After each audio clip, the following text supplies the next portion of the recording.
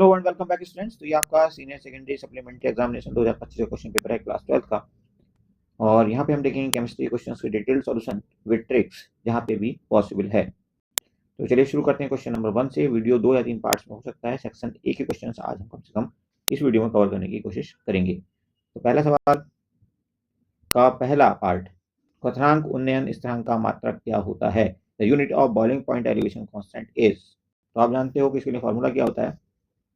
TB is equal to KB,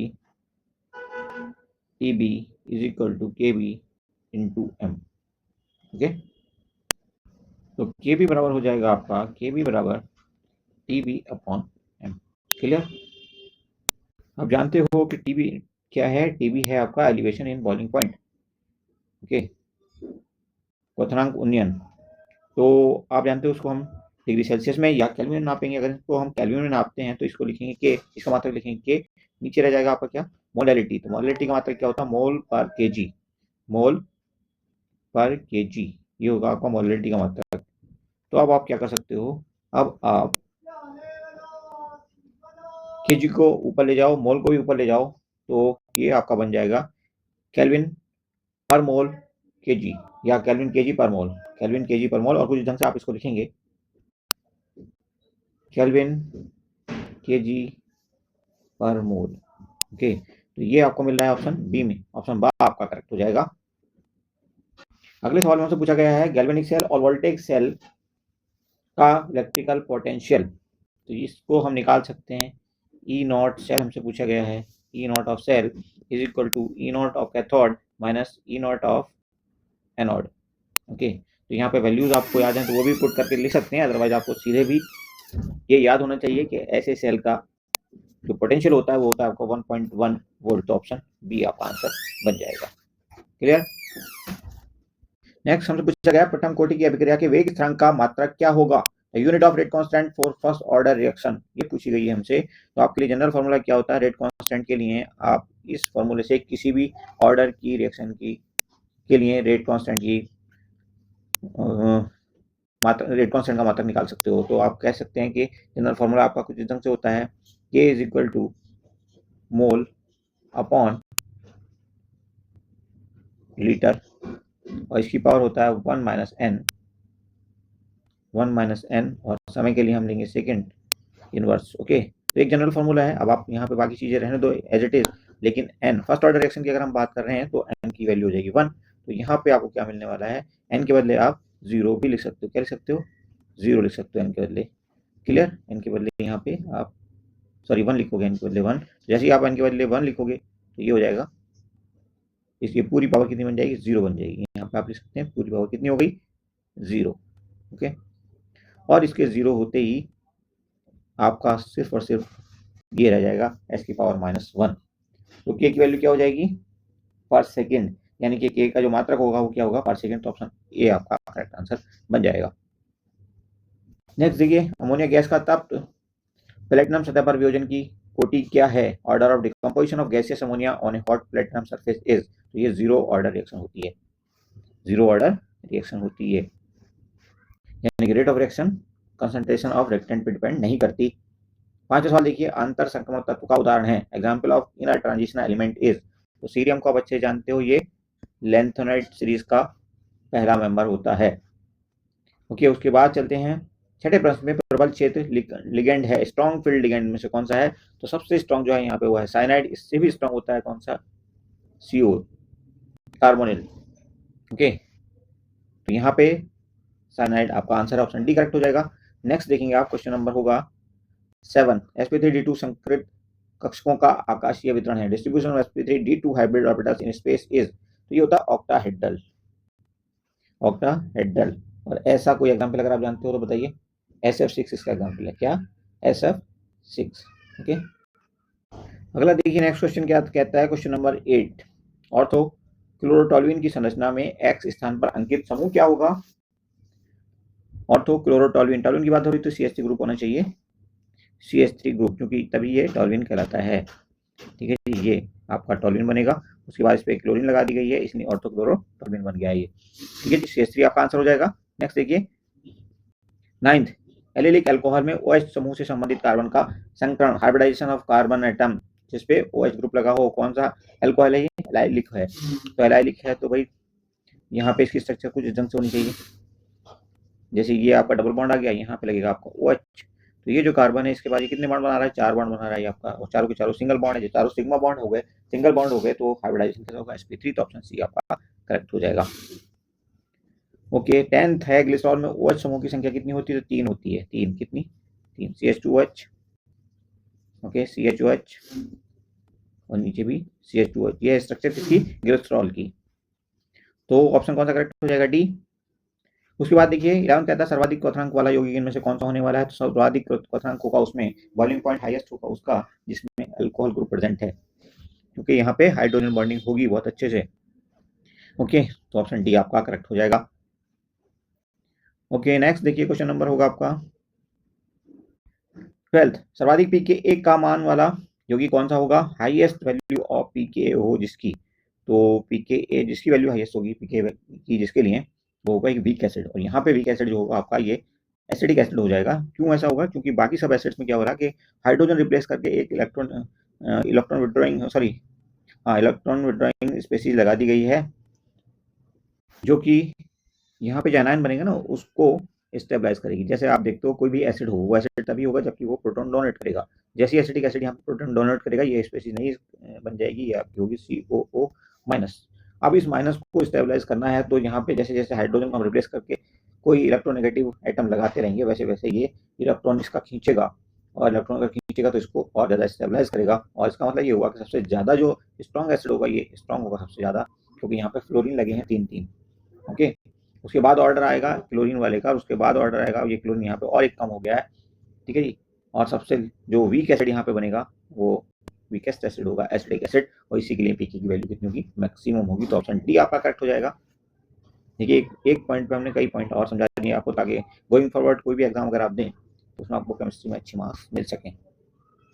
clear. Next जो आपका question है उसमें कहा गया है कि most basic compound aqua solution में क्या होगा? तो यहाँ पे सारी की सारी क्या दी हुई हैं? मिथाइल सब्स्टिट्यूटेड एमिन्स दी हुई हैं। और यहाँ पे जो ऑर्डर आपका होता है वो ऑर्डर कुछ एकदम से होता है 2 डिग्री, फिर 1 डिग्री, 1 डिग्री के बाद 3 डिग्री। ओके, उसके बाद आता है अमोनिया। अगर कहीं पर अमोनिया दिया है तो यहाँ पे देखिए सब कुछ दिया है आपको, अमोनिया भी दिया है, बट आपसे पूछा गया है मोस्ट एसिडिक। ओके, तो मोस्ट एसिडिक होगा यहाँ पे 2 डिग्री, और 2 डिग्री यहाँ पे कौन सा दिख रहा है आपको? पहला वाला दिख रहा है, तो पहला आंसर आपका करेक्ट हो जाएगा। लिस्ट अगर पूछा जाता तो आपका डी आंसर करेक्ट हो जाता। क्लियर। कार्बोनामिन रिएक्शन, इसका प्रोडक्ट पूछा गया तो कार्बोनामिन रिएक्शन को आप अच्छे जानते हो, ये आइसोसाइनाइड टेस्ट के नाम से भी जाना जाता है, और आइसोसाइनाइड कहाँ पे है? सी में दिया है, तो सी आंसर करेक्ट हो जाएगा। उसके बाद ये हिंसबर्ग रिएजेंट का फॉर्मूला पूछा गया हमसे, हिंसबर्ग रिएजेंट, तो ये आपको फॉर्मूला मिल रहा है ऑप्शन सी में। आपको बता देंगे हिंसबर्ग रिएजेंट का इस्तेमाल कहाँ पे होता है। ये इसका इस्तेमाल होता है 1 डिग्री, 2 डिग्री एंड 3 डिग्री एमिन्स को डिस्टिंग्विश करने में, आइडेंटिफाई करने में, पहचानने में। क्लियर है। ओके, इसका दूसरा नाम क्या है? Benzo sulphonyl chloride. Benzo sulphonyl chloride इसका दूसरा नाम। अगला क्वेश्चन है 16 नंबर सवाल। 16 नंबर सवाल में देखिए आपसे पूछा गया है कि वाटर सॉल्युबल विटामिन कौन कौन से हैं? तो ये होते हैं बी एंड सी। यहाँ पे बी आपके सामने उपस्थित है ऑप्शन बी में, बाकी तो सब फैट सॉल्युबल होते हैं। स्टेरॉइड हार्मोन कौन सा है? एस्ट्रोजन है, ठीक है जी। ओके, इंसुलिन क्या है? एक तरह का पेप्टाइड होता है, तो ये आपका आंसर नहीं है, आंसर एक ही रहेगा। उसके बाद आता है आपका 18 नंबर सवाल, आवश्यक अमीनो एसिड। तो आवश्यक अमीनो एसिड जो है आपका यहाँ पे दिया हुआ वेलिन। इसके लिए आपको एक ट्रिक याद रखनी चाहिए, वो ट्रिक होती है क्या? Try this VIP mall, try this VIP mall, VIP। तो यहाँ पे वी से वेलिन हो जाता है, ठीक है। तो इसलिए आंसर आपका यहाँ पे मिल चुका है, बट अगर आपको ये पूरी ट्रिक देखनी तो आपको दूसरा वीडियो देखना पड़ेगा, जिसका लिंक हम आपको डिस्क्रिप्शन में दे देंगे।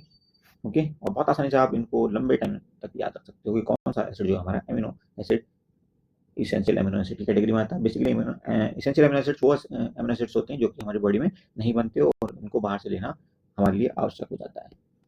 अगला देखिए क्वेश्चन नंबर 2 है। क्वेश्चन नंबर 2 में आपको क्या करना है, यहाँ पे आपको 1 से 10 तक के सवाल दिए हैं और हर एक सवाल दिया हुआ आधा नंबर का। तो ये बहुत ही शॉर्ट आंसर आपसे मांग रहा है, हालांकि हम डिटेल में देने की पूरी कोशिश करेंगे, हर एक को हम आपको समझाएंगे, पूरी कॉन्सेप्ट क्लैरिटी देने की कोशिश करेंगे। फिल इन द ब्लैंक, प्राथमिक अभिक्रिया में भाग लेने वाली स्पीशीज जो कि एक साथ संघटक के फलस्वरूप रासायनिक अभिक्रिया करती है की संख्या को अभिक्रिया की क्या कहते हैं? मॉलिक्यूलैरिटी कहते हैं।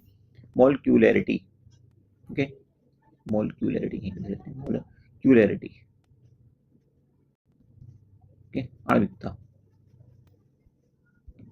अगला प्रश्न कहता है अभिक्रिया वेग का अभिकार को सांख्यिकी के संदर्भ में निरूपण क्या कहलाता है? तो ये कहलाता है आपका रेट लॉ या रेट इक्वेशन। उसके बाद देखिए तीसरा क्या कहता है, अवकल वेग समीकरण में प्रयुक्त समानुपाती स्थिरांक के को कौन सा स्थिरांक कहते हैं? इसको हम कहते हैं रेट कांस्टेंट। क्या कहते हैं?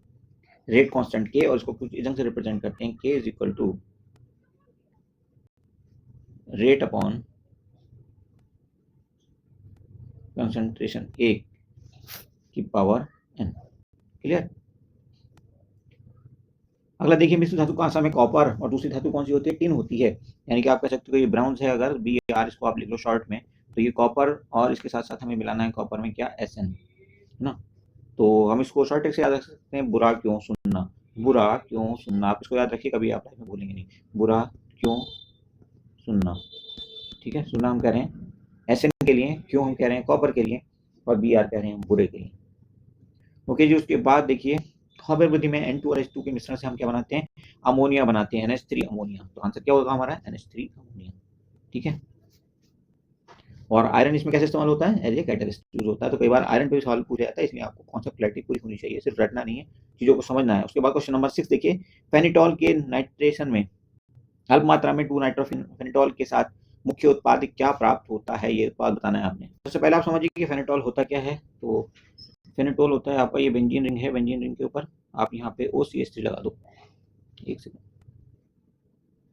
क्या लगा दो? OCH3, ओ बोला OCH, सॉरी C2H5, OC2H5 लगा दो यहाँ पे, तो ये आपका फेनिटॉल बन गया। अब इसकी रिएक्शन करानी है आपने HNO3 के साथ, ताकि इसका नाइट्रेशन हो सके। ओके, स्ट्रॉन्ग HNO3 के साथ आप इसकी रिएक्शन कराएंगे, HNO3, O3 है लास्ट में, थोड़ा लिखने में दिक्कत हो रही है। ओके, तो यहाँ से आपको एक प्रोडक्ट मिलने वाला है ऑर्थो प्रोडक्ट, और दूसरा प्रोडक्ट क्या मिलेगा आपको? Para product. प्रोडक्ट जो होता है वो इसका मेजर प्रोडक्ट होता है। तो आप कह सकते हैं ये एक बेसिकली क्या होता है? ईथर होता है। एक ईथर होता है, यहाँ पे आपका NO2 ग्रुप भी ऐड हो जाएगा। और ये कैसा प्रोडक्ट है? ये पैरा प्रोडक्ट है, और पैरा प्रोडक्ट आपका मेजर प्रोडक्ट होगा। हालांकि आपको ऑर्थो प्रोडक्ट भी मिलने वाला है, और ऑर्थो प्रोडक्ट में आपको बोला इसको थोड़ा सा लिखने में दिक्कत हो रही है, स्पेसिस करनी है। ओके ओके, कुछ इस ढंग से देखो आप, ये आपका पैरा सॉरी ऑर्थो प्रोडक्ट बनेगा, ये आपका बेंजीन हो गई, या आपका यहाँ पे OC2H5 लगा दिया आपने। ओके, OC2H5, और यहाँ पे आपका लगेगा NO2 ग्रुप, ठीक है। तो ये लेकिन ऑर्थो प्रोडक्ट बहुत माइनर सा होता है, मेजर प्रोडक्ट तो आपको यही देगा। डन? ओके, नेक्स्ट आपका है क्वेश्चन नंबर 7। एनिसोल का IUPAC नाम पूछा है आपसे। तो ये होता है आपका, ये एनिसोल हो गया आपका, ये बेंजीन रिंग है, यहाँ पे आपने OCH3 लगा दिया, OCH3, तो ये आपका बन गया है एनिसोल। और एनिसोल को आप क्या कह सकते हो? Methoxy benzene. ये भी एक तरह का क्या है? ईथर है। मेथॉक्सी बेंजीन कहते हैं इसको, IUPAC नेम इसका मेथॉक्सी बेंजीन है। Okay, done. नेक्स्ट देखिए क्वेश्चन नंबर 8 क्या कहता है? एथेनॉल को फैलिंग अभिकर्मक के साथ रिएक्शन कराने पर यौगिक का लाल भूरा अवक्षेप प्राप्त होता है। रेड ब्राउन प्रेसिपिटेट हमें मिलता है, जबकि हम इथेनॉल ले रहे हैं। इथेनॉल मतलब एल्डिहाइड। ओके, ये एल्डिहाइड ले लिया आपने, CHO ये लगा हुआ है इसके साथ। ये फैलिंग सॉल्यूशन ले लिया हमने इसके साथ, फैलिंग सॉल्यूशन ले लिया। तो यहाँ पे क्या होता है? कॉपर +2 ऑक्सीडेशन स्टेट में होता है, इसके अंदर +2 ऑक्सीडेशन स्टेट में होता है, और यहाँ से हमें मिलता है CU2O। यहाँ पे कॉपर जो मिलता है हमें वो कॉपर +1 में मिलता है, यानी कि ऑक्सीजन स्टेट जो है इसकी घट जाती है, यानी कि रिडक्शन इसका हो जाता है। ओके, तो हमसे पूछा क्या गया है? हमसे पूछा गया है, hold on, red brown precipitate हमें किस चीज़ का मिलता है? तो ये CU2O का ही मिलता है, ठीक है। CU2O, यहाँ पे कॉपर का ऑक्सीडेशन स्टेट क्या होता है? CU ऑक्सीडेशन स्टेट 1 होता है यहाँ पे। ओके, CU2O ये प्रेसिपिटेट में रेड ब्राउन मिलता है, देखने में ये रेड ब्राउन होता है। देखिए जल अपघटन पर सुक्रोज के घूर्णन के चिन्ह परिवर्तन दक्षिण लेवो से नाम माइनस में हो जाता है, तथा उत्पाद को हम कौन सी शर्करा कहते हैं? तो इन्वर्ट शुगर कहते हैं। और ऐसा इसलिए कहते हैं क्योंकि सुक्रोज का क्या होता है कि पहले वो डेक्सट्रोरेटरी होता है, और बाद में जब उसको हाइड्रोलिसिस कर देते हैं तो उसमें फ्रक्टोज और ग्लूकोज दोनों बनते हैं। जो ग्लूकोज आपका होता है वो भी डेक्सट्रोरेटरी होता है, लेकिन फ्रक्टोज जो होता है वो आपका लिवोरेटरी होता है, और इसका जो कहना चाहिए इंटेंसिटी होती है वो भी ज़्यादा होती है। ओके, तो इसकी वजह से ओवरऑल जो सॉल्यूशन होता है वो लेबोरेटरी हो जाता है। और इस केस में आप देखिए, पहले तो आप सुक्रोज को देख रहे थे, सुक्रोज कैसा था? डेक्सट्रोरेटरी, ठीक है। तो डी से ये एल में चला जाता है, इसी को हम कहते हैं इन्वर्जन ऑफ शुगर। क्लियर? तो इन्वर्ट शुगर हमारा आंसर होगा, और इस प्रोसेस को हम क्या कहते हैं? Inversion of sugar. 10 कहता है एल्डोहेक्सोज में कार्बन की संख्या क्या होती है? भाई एल्डोहेक्सोज इसीलिए कह रहे हैं हम उसको, क्योंकि उसमें एल्डिहाइड भी है और हेक्स मतलब 6 कार्बन आइटम। कितने कार्बन आइटम है? 6। ओके, तो आंसर क्या होगा? 6 कार्बन आइटम। उसके बाद देखिए क्वेश्चन नंबर 3 का पहला सवाल कहता है कि आपको 15% यूरिया के 300 ग्राम डेली विलेन में उपस्थित जल का द्रव्यमान पता करना है। तो यहाँ पे आपका जो कंसंट्रेशन दी हुई है वो 15% दी हुई है। तो आपका फॉर्मूला क्या होता है कि जो मास परसेंट है, मास परसेंट फॉर्मूला होता है इसका मास परसेंट बराबर सॉल्यूट का मास ऑफ सॉल्यूट, ऐसे आप कह सकते हो मास ऑफ सॉल्यूट। ओके, नीचे आप लिखेंगे mass of solution, mass of solution. Okay, और इनटू करेंगे 100। तो आपको ये 15% दिया है, यहाँ पे आप 15 लिखो।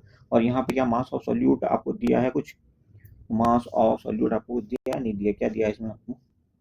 बोलो, मास ऑफ सॉल्यूट नहीं दिया है आपको, इसको आप मान लेते हैं एम है ये। और नीचे क्या है आपका? नीचे आपका जो मास ऑफ सॉल्यूशन दिया है वो दिया है 300 ग्राम और इंटू 100 तो आपका रहेगा। तो ये 2 जीरो से 2 जीरो कट जाएंगे, यहाँ पे 3 बचेगा। तो एम की वैल्यू कितनी हो जाएगी? 45 सॉल्यूट। लेकिन इसमें है क्या सॉल्यूट? तो जाहिर सी बात है कि यूरिया बोला गया है जल में, तो यूरिया की सॉल्यूट है जिसकी क्वांटिटी कितनी है? 45 ग्राम।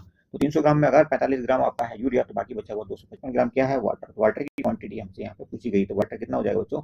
वाटर हो जाएगा आपका 255 ग्राम। ठीक है, ऐसे निकाला हमने 300 में से 45 ग्राम को कम कर दिया, तो आंसर हो गया आपका 255 ग्राम वाटर। उसके बाद देखिए क्वेश्चन नंबर 2 कहता है प्रतिरोधकता का मात्रक लिखिए। रेसिस्टिविटी का की यूनिट लिखनी है आपने। रेसिस्टिविटी क्या होती है? रो होती है, रो। तो इसकी यूनिट क्या होती है? इसकी यूनिट होती है ओम मीटर, ओम मीटर, या आप इसको ऐसे लिख सकते हो OHM metre. Okay, clear? OHM। उसके बाद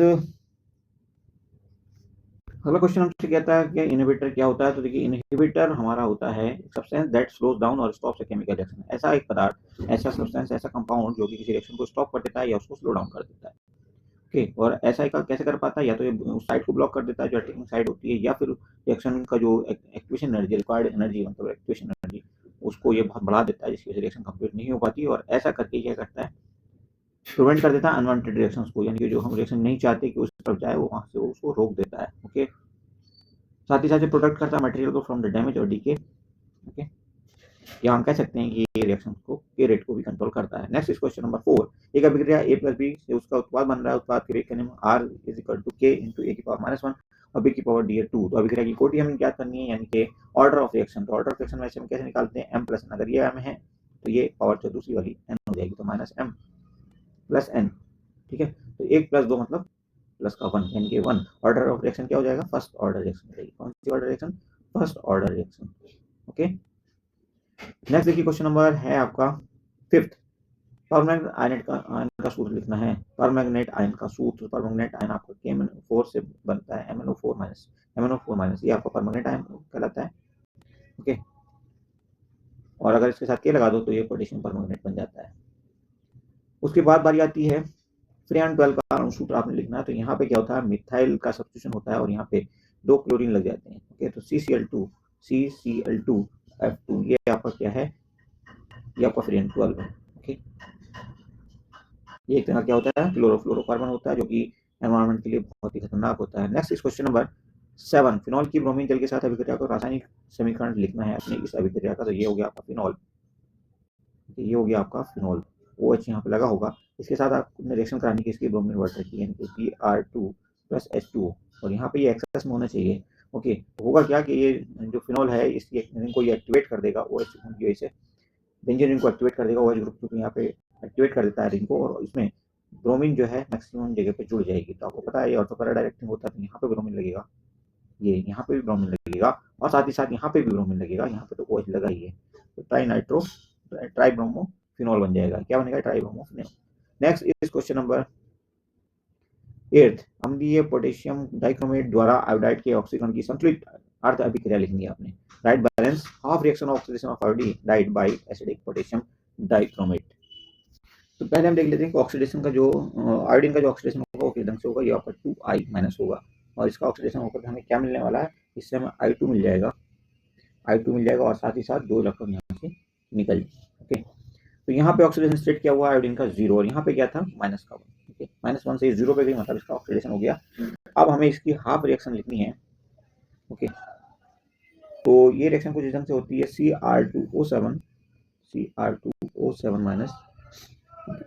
-2। ओके, माइनस का 2 लगा होगा इस पे चार्ज, और यहाँ पे जब आप इसको बैलेंस करोगे तो ये 14H+ भी आ जाएगा। साथ ही साथ